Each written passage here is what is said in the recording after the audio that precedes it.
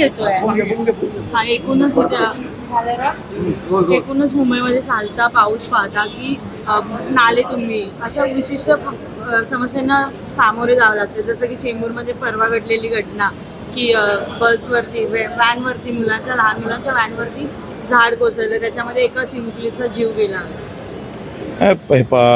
पाऊस येणार काय तर तो येणारच, त्याला थांबू शकतं काय तर थांबू शकत नाही. दरवर्षीच पाऊस येतं, तो कशा पद्धतीचं येतं याचं सगळं मोजमाप यंत्रणा आपल्याकडे आहे.